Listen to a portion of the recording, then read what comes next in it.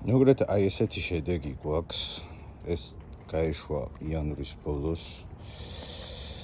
აი ეს არის ჩვენ გროუბეგში. ესეთი განვითარება აქვს, უკვე ნაყოფსაც იკეთებს.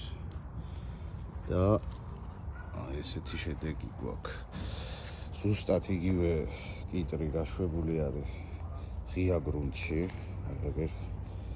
და უბრალოდ განსხვავება მინდა რომ დაგანახოთ ამაებს და ამაებს შორის.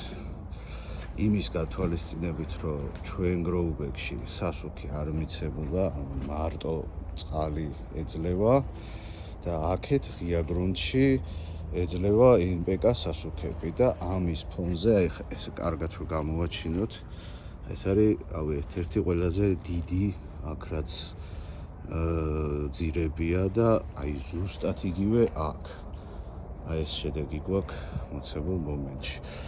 ყვავილების რაოდენობითაც, აი რავი, თითოს უკვე საკმაოდ ბევრი აქვს. აქეთ ღია გრუნტშიც გვხვდება ყვავილები, მაგრამ აი ამის გათვალისწინებით, რომ უბრალოდ ვიზუალურად გამოჩნდეს და ეხა აქ რაოდენობები. აი ესეთი შედეგია.